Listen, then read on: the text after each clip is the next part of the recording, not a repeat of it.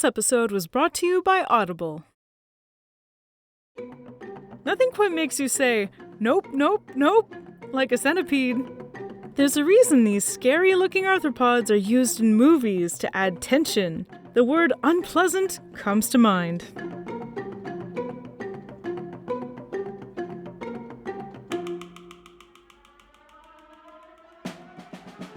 Hi, I'm Danielle, and you're watching Animalogic. There are over 3,000 described species of centipede creeping around all over the world, preferring warm and temperate climates. In fact, unless you're one of the 4,000 or so people who live in Antarctica, there's probably a centipede in your house right now. It may even be watching this episode with you, learning hunting strategies from their larger, wilder cousins. While centipedes may cause a guttural, vile reaction in you, the vast majority are harmless. Their bodies consist of a head with a pair of antennae and a pair of legs that are built into their stinging structures and venom glands. They have an odd number of body segments with a pair of legs on each segment and an elongated pair of legs on the last body segment. Because they always have an odd number of body segments, there are no centipedes with an even 100 legs. I guess Centipedes wasn't catchy enough. Due to the wide variety of species, different species grow in different ways. Some species are born with the total number of legs they'll ever have, while others gain legs through molting. They range in size from about 1 centimeter to about 30 centimeters long, though the majority top out at 10 centimeters long. Centipedes are also one of the longest living classes of invertebrates, with some species able to live up to 10 years. There are 5 orders of centipede. The order you may be most familiar with is Scutoderomorpha. These are house centipedes. These creepy crawlies are super fast and like to live in dark, damp environments. They've been measured running at 40 centimeters a second. They have a distinct shape, as each pair of their legs are longer than the pair in front of them. In some cases, their last pair of legs can be twice as long as their first pair. This is a result of their molting process. They get longer legs as they progress through their various stages of incomplete metamorphosis, gaining up to 15 body segments as they mature. Their vision isn't very good. Their compound eyes are made up of a large number of simple eyes, called ocelli. These simple eyes can only distinguish between light and dark. It would be like if instead of your eyes being a regular camera, you had thousands of cameras, each taking simple black and white, single pixel-sized photos, which you would stitch together to make a full image. Kind of like an 8-bit vision in black and white. As an illustrator, I can say that image is rather horrific. The second order of centipedes is Lithobiomorpha. These are known as rock or stone centipedes due to their choice of locale. Like house centipedes, they can have up to 15 body segments, which they gain through incomplete metamorphosis.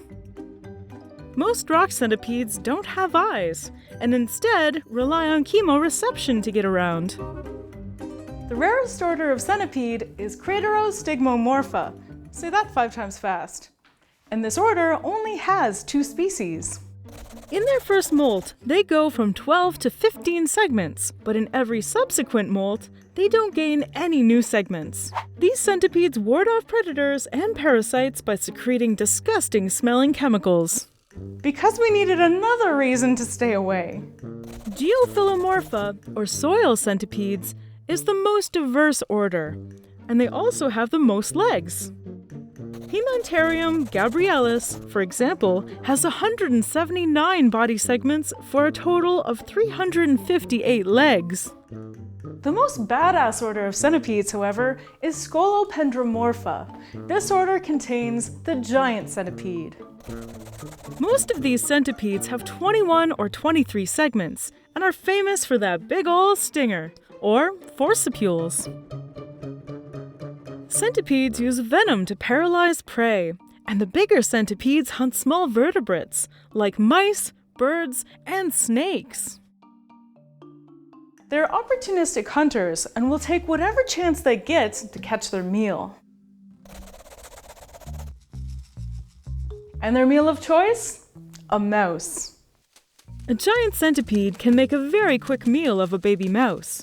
It just needs to get past the mother. If the centipede can catch it by surprise, the mouse is no match for its venom. If not, the centipede doesn't have quite as easy of a time. Those centipedes that are lucky enough to survive a bout with a mature mouse will have no trouble at all devouring the babies.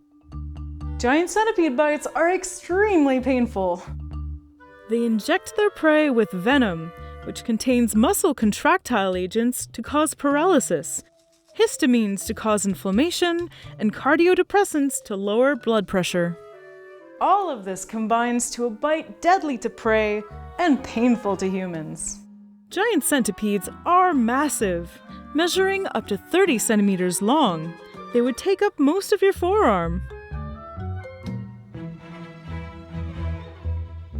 Scolopendra subspinipes, commonly known by many names, including the orange-legged centipede, the red-headed centipede, and friend, can reach over 30 centimeters long, and they too have a very painful bite.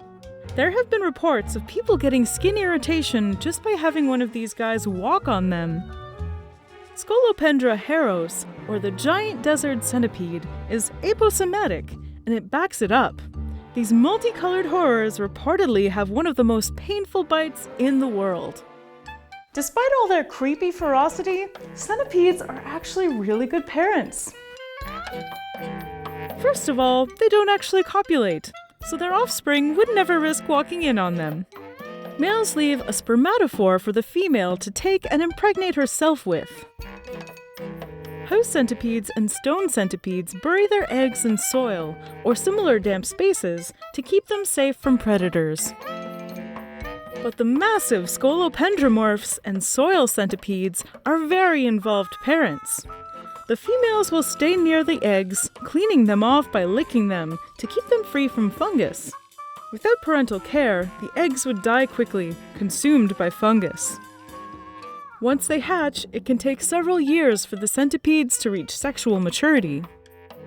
And now, I'm Danielle Dufault, and I'm about to get bitten by a giant centipede. Just kidding. Of course not. Not crazy. Come on. Getting so up close and personal with centipedes just made me imagine how incredible it would have been to see animals like mammoths and saber-toothed cats who are now extinct. I really wish they could be brought back to life, and some scientists believe it might someday be possible. I recently started listening to an amazing audiobook called How to Clone a Mammoth by Dr. Beth Shapiro. In it, she talks about de-extinction, the process of using genes of extinct animals to resurrect species. On a personal level, I would love to see saber-toothed cats be brought back to life, just maybe not close to where I live. I highly recommend this book. I think you'd really like it if you're interested in genomics or have ever dreamed of seeing live mammoths and mastodons with your own eyes. You can even listen to it for free on Audible if you sign up for a free 30-day trial. All you have to do is go to audible.com/animalogic. I use Audible all the time. Making Animalogic as well as illustrating and doing research means I'm constantly on the go. But Audible lets me listen to audiobooks anytime, anywhere. While I'm working, commuting, and even when I'm exercising, I'm learning about more things than ever before. And it's not all science. They have a gigantic library, including pretty much every fiction book you can think of, so there's always something that you can listen to no matter what your interests are. Audible members now get more than ever before. Members choose 3 titles every month, 1 audiobook and 2 Audible originals that you can't get anywhere else. If you want to support Animalogic and start listening to your favorite books, sign up for a 30-day trial and you'll get your first audiobook plus 2 Audible originals for free.